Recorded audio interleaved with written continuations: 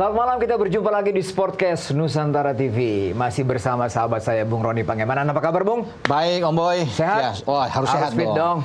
Walaupun ini hujan-hujan ya. Iya. Bung Ropan, tamu kita. Nah, ini istimewa ini. Udah lama kita nggak ketemu nih. Kita pancing-pancing, Bung. Iya. Kok nggak keluar-keluar? Nah, baru sekarang. Rupanya harus tahun 2026. Iya. Baru hadir bersama dengan New kita. Year Spirit kan. Betul. Bang Siharsitorus. Iya. Orangnya nggak banyak omong sepak bola, tapi banyak kerja aja. Iya dong. Gitu kan. Tenang tapi menghanyutkan. Dan hanyut. Politikus, penggemar sepak bola, Oh iya. milik klub, udah semua. Semua. Nah, jadi saya nggak tahu tuh, lebih banyak ke politiknya atau ke bolanya kita nggak tahu. Atau 50-50 Bang ya? Ya, 50-50 kayaknya. Satu-satu lah skornya. Bung Ropan dan juga Bang Sitar, sebelum kita mulai, kita mewakili seluruh Nusantara TV, kita ingin mengucapkan belasungkawa Oh iya. untuk legenda sepak bola kita yang meninggal kemarin, Iya. Bung Eli Idris. Ya, sebelumnya juga Wahyu Hidayat. Iya. Ya, berduka cita. Ya, Kita Dede tahu Sulaiman juga.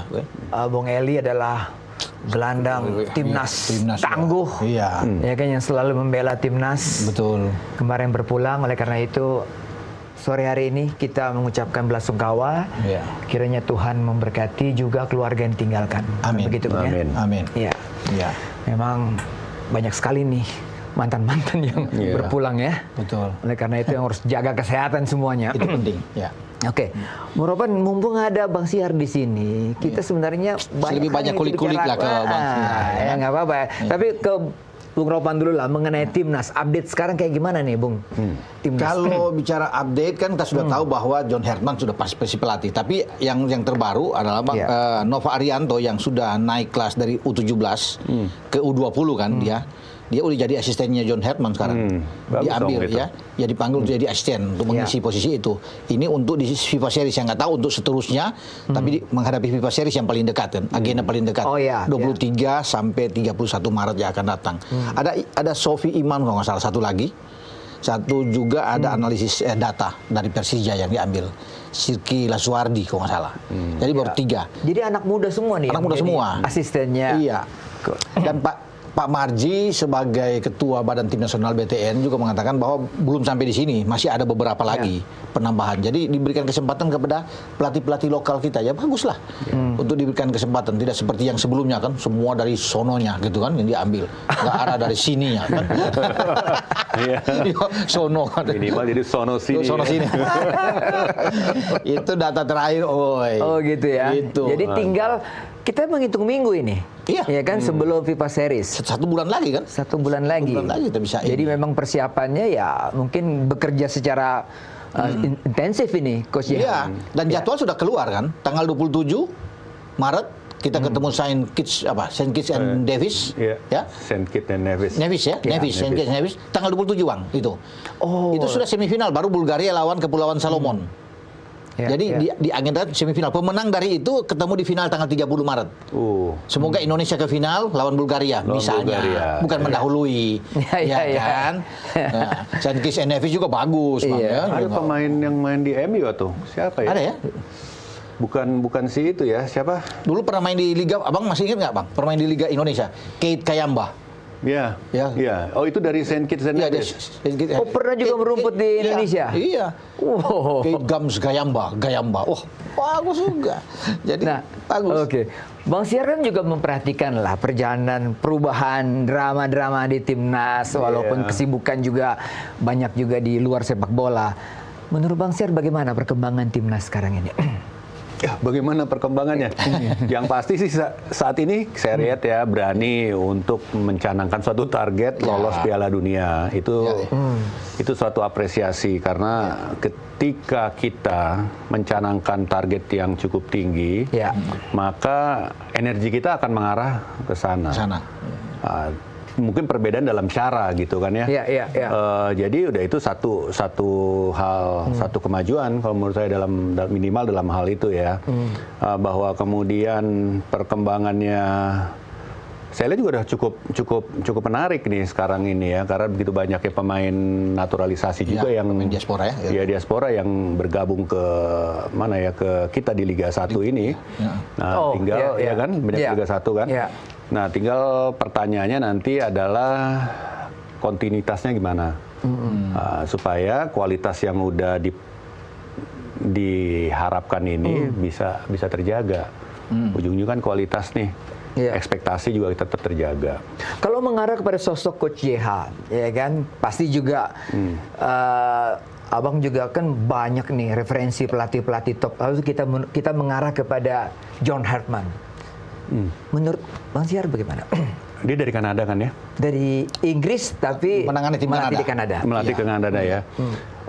Saya rasa board of directors atau boards daripada PSSI pasti Exco dan Liga juga mungkin ya, udah mungkin mencari calon yang terbaik lah. Terbaik dalam arti ada situasi, ada timing, ada macam-macam. Akhirnya mungkin dapatlah JH. Dan kalau kita melihat dari latar belakang dia yang dari Inggris, kemudian ke Kanada, terus ke sini, saya pikir minimal yang bisa kita berikan sih support kalau saya ngelihatnya. Betul. Harus dukung. Dengan mendengar tadi Bang Ropan bilang bahwa dia mengajak Nova, terus ada data analis dari Persija. Itu saya pikir satu signal yang cukup positif. Bahwa kultur itu penting. Karena Nova punya pengalaman pasti dengan pemain-pemain kita juga ya. Dengan STY juga Bang ya dulu. Dengan STY udah pernah juga. Jadi dia tahu. Jadi ada kontinuitas di dalam hal tertentu. Nah, ini akan menjadi sangat penting. Dan kalau kita melihat siapa-siapanya tadi yang dipilih, Nova dan ini ya, tadi data analis dan Laswardi, kita bisa melihat bahwa JH typical European coach, Canadian coach gitu ya. Data itu sangat penting untuk kemudian melihat siapa yang perform, siapa yang nggak perform, untuk kemudian menentukan program-program latihan. Kalau berkaca kepada pelatih-pelatih top di Liga Belgia ya kan, misalnya Anderlecht dengan pelatihnya siapa, memang tipikalnya memang pelatih-pelatih Eropa hampir semua memiliki hal seperti gitu, Pak. Iya, data sangat penting. Jadi kalaupun saya misalnya ngobrol-ngobrol sama pelatih gitu, saya mau menanyakan kenapa begini dan begitu, dia akan ngasih lihat data dan apa ya, clips, highlights, beberapa momen-momen dalam ini. Oh, dia begini, dia begini, begitu gitu ya. Oke, saya tidak terlalu banyak komentar tentang kenapa-kenapanya, tetapi memang begitulah kultur budayanya bahwa semuanya real time bisa dibilang. Jadi ketika pertandingan 45 menit itu asisten coach kan kita bisa lihat pinggir itu ada laptop yang kita pikir juga untuk apa nih, lagi email atau lagi WA kan itu. Jangan WA. Ternyata mungkin ya itu tadi dia melihat momen-momen yang mana yang bisa menganalisis. Iya, Bung Syar ngomong begini karena dia memiliki ada klub di sana dan entitas maupun juga bagaimana ekosistem liga di Eropa yang sudah maju itu ya seperti begitu, Bung Ropan ya. Iya, sudah pasti ya, Bung Syar lebih tahu. Apalagi kan misalnya Dender misalnya ya, kita bisa lihat itu ada di liga teratas di Belgia bisa bertarung. Jadi kan pasti tahu bukan di Liga 2 atau di liga yang di bawahnya. Jadi rivalitas juga di sana sangat tinggi juga ya kalau bisa dilihat. Dan ya pasti Pak Syar juga tahu bagaimana melihat sosok pelatih yang bisa menangani timnya bagaimana untuk melihat pemain. Karena di sana kita punya Ragnar kok nggak salah, ya? Masih ada Ragnar ya? Masih. Ragnar masih ya? Masih. Jadi orang kan pingin tahu tuh di Dender gimana kondisi Ragnar. Karena dia akan dipanggil oleh coach JH. Kalau lagi bugar ya, fit sudah oke. Dia beberapa akhir ini saya lihat nggak main, Pak ya? Iya, karena cedera ya, itu. Sakit dan cedera. Ya. Tapi kena virus cukup panjang kemudian ya fisiknya menurun, latihan lagi. Ketika main sekali apa 2 kali gitu, ketika latihan dia injured di lutut ya, knee-nya. Jadi lutut sangat sensitif atau sama kayak di pergelangan kaki gitu ya, cedera yang tentu waktu gitu. Info yang bagus. Tapi itu 2 bulan, 2 bulan setengah yang lalu. Jadi sekarang udah dalam tahap recovery ya. Terakhir ketemu Ragnar kapan, Bang Syar? Ketika saya di sana sih, tapi itu juga tahun lalu sih, November pada Desember tahun lalu. Akhir tahun lalu. Akhir tahun lalu. Iya. Dan kondisinya mulai recovery-nya mulai terlihat. Ya, walaupun memang dia tidak bermain dalam beberapa pertandingan terakhir ini, saya lihat kan sampai kemarin juga dia belum bisa bermain. Ya, semoga mungkin pekan depan ini dia main lawan Leuven atau apa klubnya di sana juga. Oh ya, besok. Besok. Besok main. Kalau lihat datanya ataupun semoga dia ada di bench, main, ya? semoga dia ada di bench. Wah, kan bagus untuk itu. Ya, kita perlu bangga dong kalau Pak Siar sama pemilik di Belgia, nggak main-main kan. Nah, tadi nyambung kepada JH tadi, mungkin yang justru kita perlu ini kan adalah dari kitanya justru adalah visinya mau gimana. Right, betul. Supaya itu yang menjadi salah satu kinerja sih. Ketika misalnya kita say kita main 4-3-3 dengan attacking gitu ya. Iya. Maka turunannya kan akan mencari pemain-pemain yang cocok dengan 4-3-3. Iya kan? Dari 4-3-3 itu dengan attacking misalnya gitu, maka kita akan tahu juga, kita harus bermainnya kayak gimana. Jadi ketika kita mereview juga nanti enak. Kan kita udah bilang nih, kita maunya begini gitu. Jadi kamu jalaninnya gimana? Itu saya rasa sangat penting. Sepanjang juga dia mengetahui bagaimana kultur sepak bola kita. Tentu, ya. Walaupun di situ dipenuhi pemain-pemain yang bermain di Eropa. Iya. Artinya tentu pelatih kan nanti akan berdiskusi ya. Misalnya kita bilang 4-3-3 menyerang gitu. Tapi pelatih ntar bilang nggak bisa Pak, ini karena begini-begini kan itu ya. Nah tapi ketika dapat suatu kesepakatan itu, ya itulah yang harus jadi pegangan kita. Ya. Bung Ropan, dalam waktu berapa minggu lagi, ya kan pertemuan dengan pemain belum, walaupun sudah melawat ke Eropa. Dia sudah ke Eropa ya. Yang krusial yang harus dilakukan di luar faktor teknis lah, karena semua pemain nasional sudah memiliki teknis yang bagus. Apa yang harus dilakukan oleh selama ini setelah dari Eropa, dia itu rajin berkunjung ke klub-klub yang ada di. Jadi saya pikir ini bagus bagi seorang pelatih untuk lebih dekat mengenal dengan pemain timnas yang ada di klub, misalnya ke Persija, ke Persib Bandung, ya kan, ke Bali United. Jadi dia ingin lihat.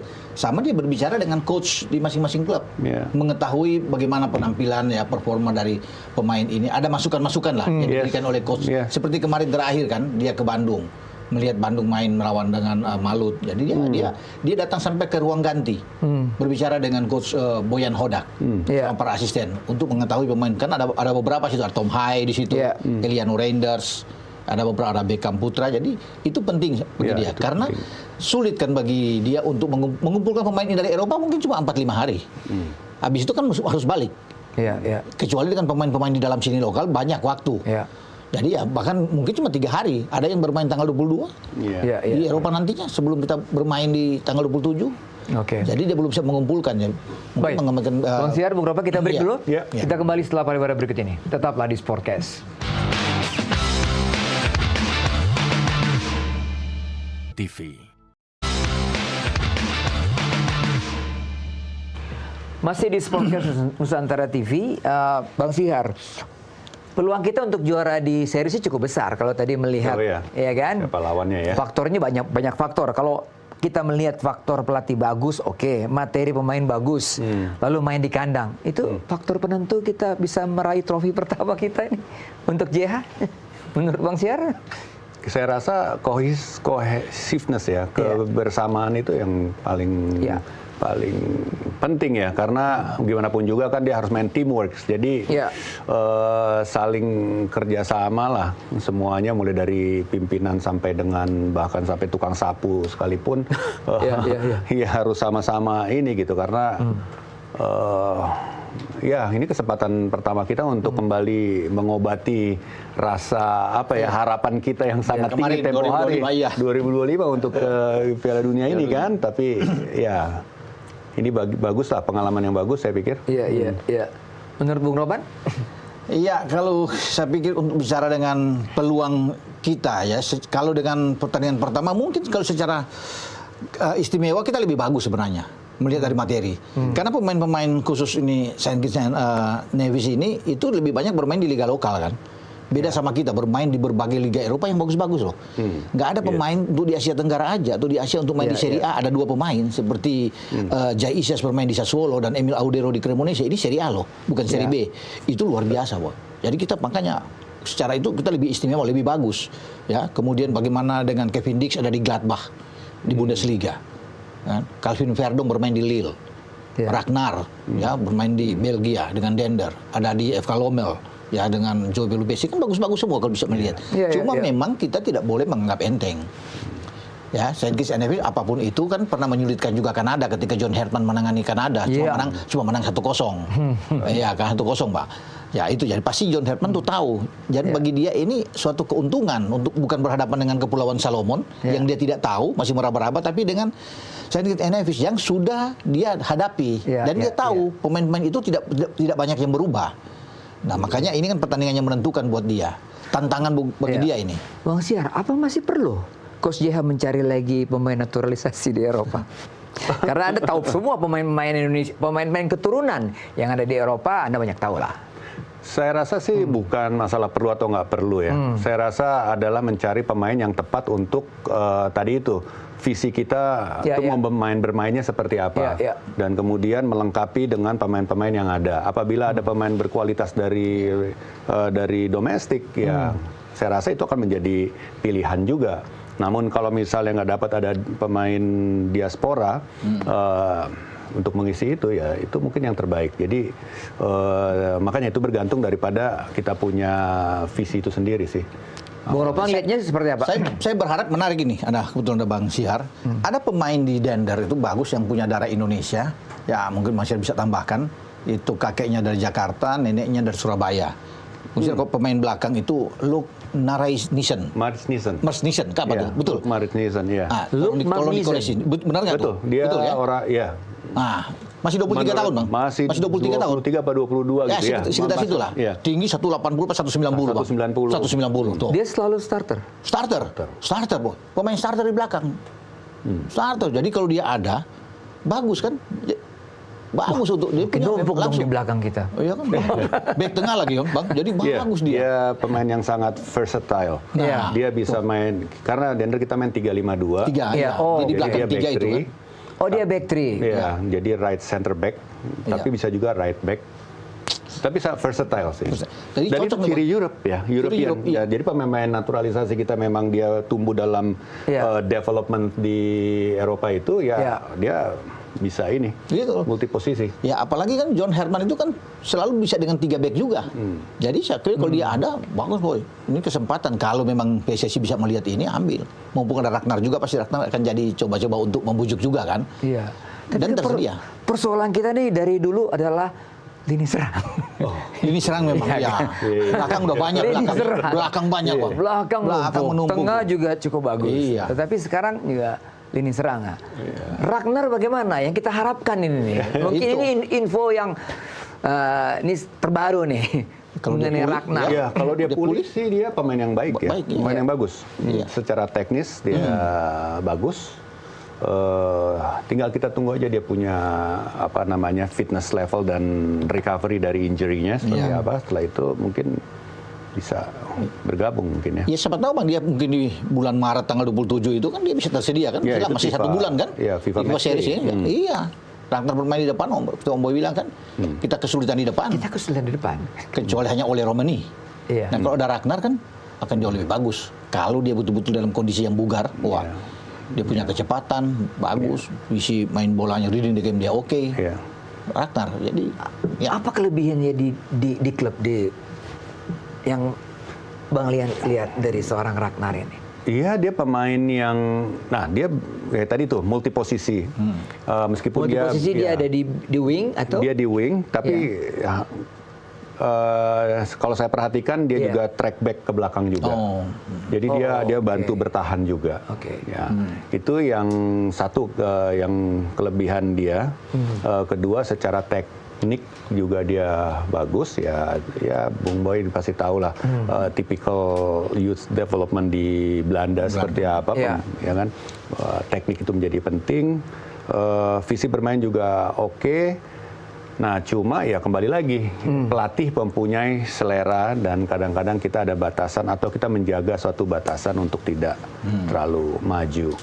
Gitu. Dia 9 kali main di musim ini kalau nggak salah. Iya, ada 1 gol. Ada 1 gol. Kalau nggak salah. Itu sebagai striker, Anda melihatnya bagaimana? Sebagai striker bukan bukan nomor 9 dia. Iya bukan nomor 9 karena Ragnar kan itu kan lebih bisa bermain ke flank. Iya. Ya kan kalau bukan sebagai flank. Iya left flank bisa bermain sana. Di tim nasional juga kan dia sudah mencetak gol. Dia bikin gol pertama lawan Vietnam kan main di Hanoi. Jadi ya kita tinggal tunggu. Tergantung dari kebugaran dia kan. Seorang pemain kalau dia nggak bugar tentunya sulit untuk bisa mengharapkan yang terbaik. Dia akan tampil maksimal. Tapi kalau dia dalam level penampilan yang bagus yang memang fit benar, saya rasa dia pas untuk dimainkan berpasangan dengan oleh Romani di depan dan kemudian ditemani oleh Miliano Jonathans. Karena Miliano juga lagi bagus-bagusnya ketika peminjaman dari Utrecht ke Excelsior. Dia bagus 4 pertandingan terakhir 2 gol. Kan bagus. Jam atau menit bermain dia juga dapat.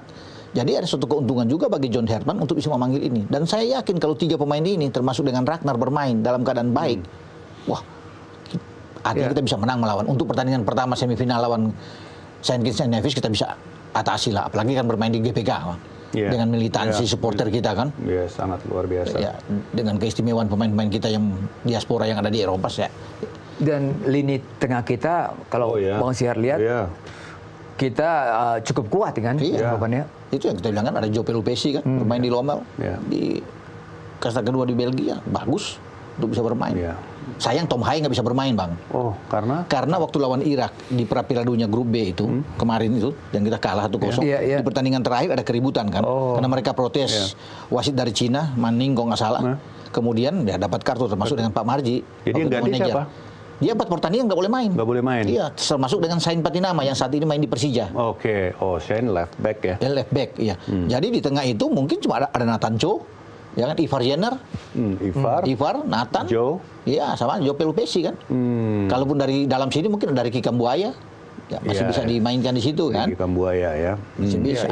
Ya. Nah, Bang Syar, sekarang fenomena yang menarik juga banyak pemain-pemain naturalisasi kita yang moving ke Liga Super ya. Ini juga sesuatu. Kalau Anda melihatnya sisi positifnya apa atau yang tidak positifnya apa dari perpindahan ini? Pertanyaannya sebagai pemilik klub kan. Waduh, tapi ya positifnya tentu tadi itu kan kualitas mereka membawa saat ibaratnya. Kalau kita di kantor, ada anak baru datang membawa perspektif lain dalam melihat suatu pekerjaan. Nah, dalam hal ini, dalam sepak bola ini ya ibarat itulah saya melihatnya bahwa ini ada dengan perspektif baru yang kemudian harapannya bisa menarik pemain-pemain yang di bench sebenarnya itu positifnya. Negatifnya ya akhirnya Dender kekurangan pemain yang bisa direkrut. Iya, mestinya mesti ke Dender. Iya dong. Lebih ke Dender lebih enak. Ini apakah ada kaitannya kok isunya bahwa Oratmangun nih pengen tertarik juga main di Liga Super gitu kan. Harus tanya ke Bang Syihar ini. Kita tanyalah ke Bang Syihar. Iya. Apa benar nih? Saya belum ngobrol sama dia tentang itu. Tapi saya bisa bayangkan kenapa. Karena gimana pun juga kita punya animo tentang sepak bola itu sangat luar biasa. Dan itu suatu kekuatan yang sangat luar biasa sih memang. Dan itu ya bagi seorang pemain, artis ataupun ini ya pembicara segala macam lah ya. Ketika kita ditonton oleh demikian itu kan kita punya adrenalin itu kayak di charge listrik yang begitu ini gitu ya. Nah itu mungkin ketika masuk. Dan ini ada pengaruhnya pada saat timnas kemarin main di Piala Dunia, saya pikir baru pertama kali saya rasa mereka merasakan suatu atmosfer yang sangat luar biasa. Bukan hanya Ragnar di sana ya. Iya. Mungkin juga dirasakan oleh Tom Haye, sehingga dia memutuskan untuk ke Persib juga kan. Ya, jadi mungkin salah satu pertimbangan mereka itu sih menurut saya. Tapi ada yang menarik ya saya tangkap dari Bang Syihar tadi. Sayang memang mereka, mestinya mereka ke Dender dong. Wah itu kan enak. Ivar Jenner misalnya masih muda kan, lain kalau sudah berusia, itu mungkin itu salah satu. Waduh, keduluan nih. Tapi ya kenapa? Tapi ya udah, memang atmosfer itu nggak bisa digantikan kan. Jadi itu yang mungkin dia tarik, dan mereka masih muda. Dia pikir usia muda ya, kita harus mencoba dimanapun kan usia muda ya. Nah yang kita pengen adalah kebalikannya juga terjadi. Ya, ini mau saya tanya juga anak muda Indonesia melihat, kok ini mereka berani ke sini, kenapa saya nggak berani ke sana? Kan itu. Nah, dari Drender sendiri ada nggak? Ada nggak? Oh, ya tentu. Effortnya ke situ loh. Saya pernah udah ngasih daftar-daftar pemain kepada tim pelatih, tolong lihat dong mana yang dari kacamata Eropa, mana yang bisa nih. Yang abang lihat keren, cocok main di Liga Belgia. Ini kasta pertama loh, bukan kasta kedua, kasta ketiga. Ini Pro League ini. Aduh, ini kalau di ini bisa ini nih. Kalau pemain muda siapa kira-kira Bang? Yang mungkin layak Dender lah katakan. Ya. Ke depan untuk masa depan tentunya kan, sesuai dengan ini. Kalau nama yang satu ini udah terlalu populer lah. Siapa? Marcelino. Udah itu satu udah populer, yang satu lagi udah populer banget juga. Tapi baru tanda tangan kontrak juga di tim ibu kota kan. Mauro Silstra ya? Bukan yang kita. Yang kita, orang kita. Orang kita. Kapten, iya. Kapten udah tahu dong. Masa nggak tahu Bung Ropan siapa? Masa harus disebutkan lah. Nggak usah lah. Kapitan. Tapi saya suka itu ada pemain kita itu bermain misalnya di Liga Belgia, terutama di Dender. Mumpung dapat sisa scoutingnya cuma ya itulah. Kita break lagi. Timing ya. Bung Ropan, kita break dulu ya. Kita kembali setelah pariwara berikut ini. Menarik ini. Di Nusantara TV.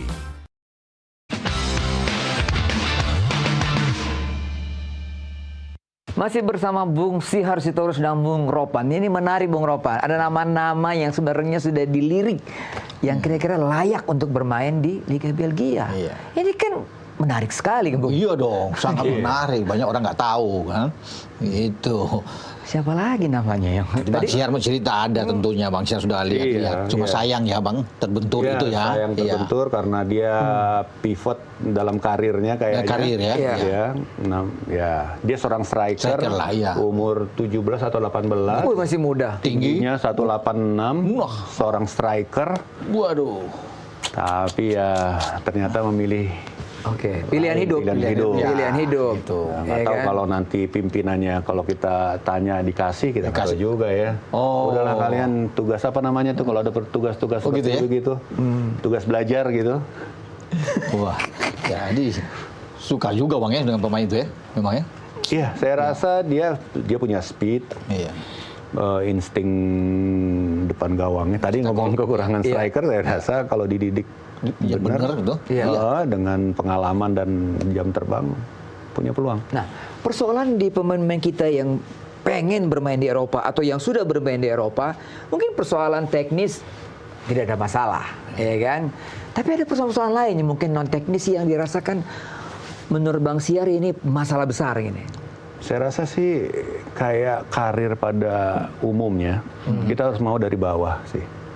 Dalam hal ini kalau dia umur misalnya 18, misalnya gitu ya, 17-18, karena di Eropa tuh ada aturan tentang... Dari bawah tuh maksudnya kasta yang paling bawah? Iya, level dari bawah dulu misalnya, level 2 misalnya. Level 2, mungkin nggak level 1 tapi level 2. Itu kalau dia ini saya rasa akan terbuka ya. Kita ada punya contoh beberapa ini ya, pemain-pemain. Tapi Witan level 1 ya waktu itu ya. Egy, ya kan. Tentunya pengalaman ada nilainya lah, pasti pengalaman itu. Tapi yang penting kita berani dan membuka wawasan ya. Dan saya pikir nggak akan pernah merasa sendiri juga kalau di luar sana, karena orang Indonesia ada aja. Kalau memang kita kangen makanan Indonesia pasti ada. Eropa dekat, misalnya di Belanda. Banyak. Belanda Belgia kan tuh. Dekat, tinggal pergi 1 jam. Cuma kadang juga memang ada juga, apalagi masih anak-anak muda ya, homesick itu ya Bang. Masih itu, itulah.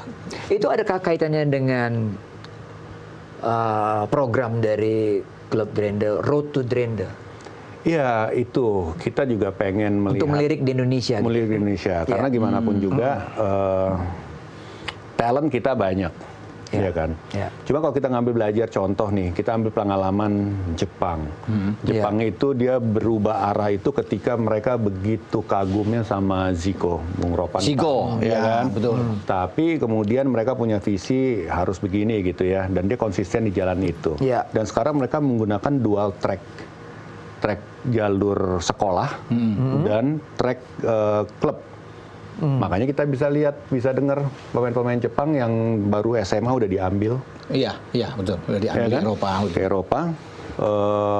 Kalau nggak salah ada Bundesliga atau satu klub banyak lah ya di Bundesliga, ya kan? Banyak di Bundesliga. Iya. Dia ngambil anak SMA, kemudian ke kompetisi universitas dicari. Tapi ada juga yang ngambil dari misalnya youth-nya Antlers, misalnya Tokyo Verdy atau mana gitu ya, dari klub gitu ya. Nah, dia kan ada dual track gitu yang bisa diinikan. Nah, itu contoh Jepang. Jadi dalam hal ini Road to the Ender itu karena kita mesti melakukan suatu event lah, emang mengundang para anak-anak untuk kemudian kita cari mana yang kira-kira memiliki talent. Tahun ini akan ada. Targetnya kita usia berapa? Kalau saya sih ngelihatnya mungkin usia-usia 17 ya. 17. Supaya kita bisa ngedidiknya, kita bisa lihat, kemudian kita bikin satu program, kemudian kita bisa kerjasama, kolaborasi yang dengan di sini, ini programnya. Karena ada aturan. Jadi kalau di Eropa itu usia 18 itu sampai dengan usia 18 umumnya harusnya dari seputaran Eropa. Kalau enggak ininya sulit ininya. Namanya izin tinggalnya. Izin tinggalnya agak susah. Tapi begitu hit 18, ya kamu dianggap dewasa dan itu bisa untuk. Nah, pertanyaannya Bung, ada 15 pemain Jepang yang ada di Pro League. Ya, banyak. Banyak sekali. Dan top skornya bahkan sekarang ini si Goto ya. Goto dengan 9 gol. Umur masih mungkin 20 atau 21 gitu. Oke. Masih muda. Jepang memang bagus, tapi bisa bermain 15 pemain di sana tuh bagaimana peluangnya? Satu memang ada reputasi ya menurut saya Jepang ini. Reputasi. Oke. Yang sudah mendahului daripada pemain-pemain ini sampai di lokasi tersebut. Jadi misalnya mereka pekerja keras, beradaptasi. Nah, itu udah duluan tuh di depan. Dan itu ternyata dilihat terbukti memang pekerja keras kan itu. Nah, selain tadi itu mengambil program pengembangan pemainnya itu juga memang terukur di Jepangnya kan gitu ya, sehingga ketika mereka masuk ke Belgia, kemudian dari situ dia akan ke Big Five League, ya, Bundesliga, Serie A, Premier League mungkin. Jadi di Liga Belgia itu mereka ditempa, kemudian bisa saja akan menyebar ke liga-liga top yang ada di Eropa. Ya, Liga Belgia itu fisikal, sangat keras. Dan taktikal. Apa bedanya dengan Eredivisie lah? Kita selalu mengatakan Eredivisie ini muaranya pemain-pemain top. Cantik, Eredivisie. Kalau kita mulai permainan cantik, Eredivisie.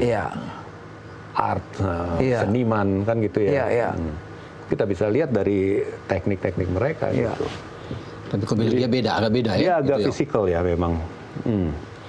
Jadi ada ciri gitu, intinya itu.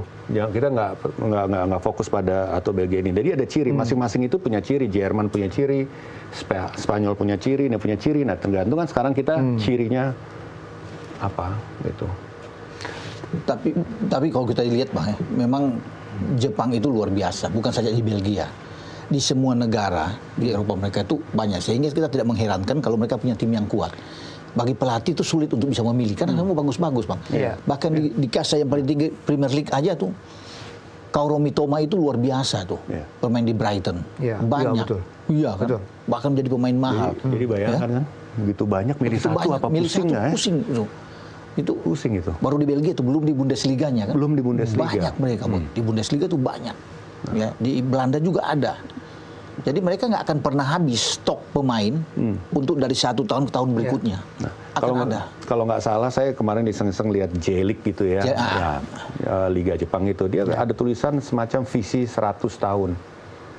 Jadi bayangkan dia taruh di situ visi 100 tahun. Jadi pasti target mau Piala Dunia dan juara dunia kan pastinya. Juara dunia Bang. Ya kan? Dia pasti targetkan juara dunia, sudah bukan tidak lolos lagi. Iya, tapi dia tahu bahwa Jepang jadi juara dunia tidak mudah. Tidak mudah. Maka harus kasih visi panjang kan itu. Sudah mentargetkan juara dunia, Boy. Benar, kalau itu Jepang. Jadi kita nggak tahu kapan tuh. 2000 berapa gitu, tapi yang pasti dia sudah ke sana. Bang Syar, Pro League itu 16 tim ya? 16 tim. Teratur semua, jadwal semua. Teratur. Iya. Nah, Di kita juga udah teratur, Bang. Iya. Ya kan? Di Super League kita juga sudah teratur. Super League, oke. Super League ya, sudah teratur. Tapi mungkin masih ada hal-hal yang bisa Abang kasih input gitu ya buat Liga Super kita supaya lebih bagus lagi.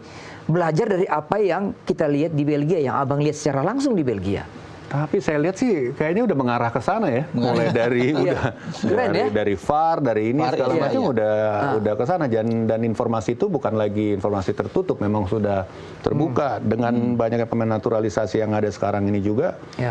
Pasti mereka juga udah mendapatkan cerita-cerita gimana sih di sana gitu ya. Tetapi satu hal yang mungkin kita masih, dan kita sudah tahu juga sebenarnya ini, cuma belum kita jalanin dengan konsisten aja, pembinaan usia muda. Itu yang paling, itu yang dibutuhkan itu. Itu yang kita butuhkan. Di Belgia seperti apa bentuk konkretnya usia muda? Oh, rapi setiap bahwa contoh Dender. Iya, Dender. Dender harus memiliki elite youth. Supaya elite youth. Dan punya kompetisi reguler dari usia 8 sampai ke usia 18. Wajib ya? Iya, karena dengan elite youth kalau Dender beruntung bisa masuk ke Champions League, ini harus syaratnya, kalau enggak kamu nggak bisa. Meskipun kamu qualified for itu. Jadi memang seperti itu. Nah di sini yang belum begitu itu ya seperti itu ya. Youth development itu harus memang di ini. Ya karena efek turunannya banyak. Ketika pembinaan usia muda maka ada pelatih. Sementara di setiap SD kita pasti ada guru olahraga. Kenapa nggak itu disertifikasi umpamanya? Kita break lagi, Bung Ropan. Ya, siap. Kita kembali setelah pariwara berikut ini.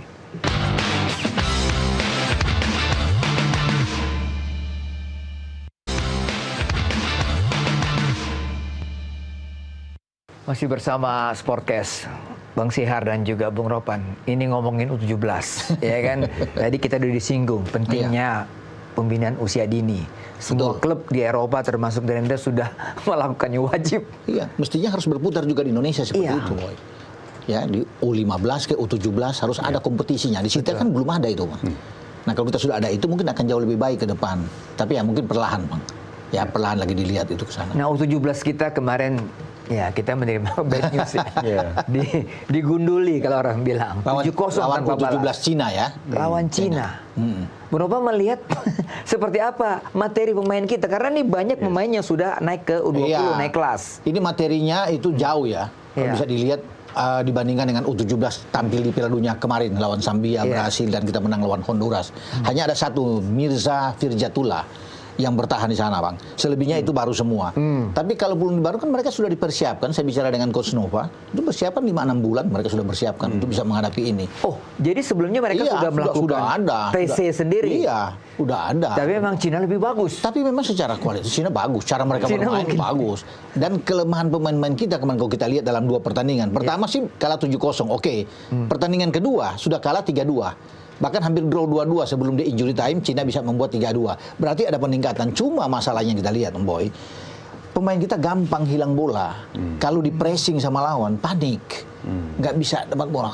Kasih bola juga, transisi bermain juga nggak ada. Nggak kelihatan sama sekali. Build up, serangan dari bawah juga nggak ada. Nggak ada sama sekali. Cina lebih rapi bermain. Lebih terkontrol dengan baik. Lebih taktis. Dan Cina itu ketika kita pressing, mereka tenang. Nggak panik. Kontrol bola bagus untuk kasih passing itu kan penting, passing mereka. Makanya saya mau tanya ke Bang Sihar yang juga melihat secara langsung U17 yang ada di Belgia, baik itu di klub mungkin juga di skuad nasional. Seperti apa pembinaannya sehingga mereka tuh tampil seperti pemain-pemain yang sudah mature, Bang Sihar? Saya rasa sih nggak ada magic di situ ya. Nggak ada magic di situ? Nggak ada di situ, nggak ada. Saya rasa tetap masih 11 lawan 11. 11 lawan 11. Pakai wasit. Kecil. Nggak pakai wasit pun kalau kita ingat waktu kecil pun masih seru juga gitu kan. Tapi yang paling penting kompetisinya ada gitu. Karena di kompetisi itu yang penting. Kita belajar kalah, belajar menang. Bagaimana kalau nggak ada kompetisi? Nggak ada kompetisi, dan itu yang perlu kita inikan. Apakah itu melalui kompetisi lewat seperti Liga U17 atau U15, itu nggak penting. Apakah Liga Sekolah, itu juga nggak penting. Yang penting ada kompetisinya.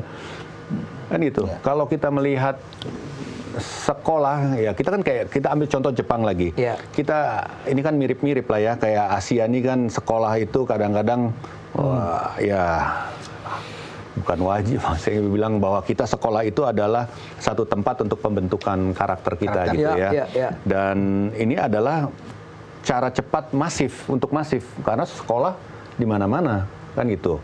Sementara kalau klub kan belum tentu ada di setiap tempat kan, tapi kalau sekolah udah pasti. Jadi kalau kita bayangkan misalnya Bung Boy dari Ambon, misalnya sekolah satu Tulehu lawan kompetisi Tulehu sama sebelahnya lupa saya. Nah, itulah misalnya satu kompetisi Ambon sekolah U15 saja misalnya. Dan itu diikuti oleh yang lainnya. Jadi kebayang pelatih pun capek punggungnya terbang sana terbang sini ngeliat pemain yang bagus. Bung Ropan pun capek nanti ngeliat mana pemain bagus. Jadi kompetisi sih.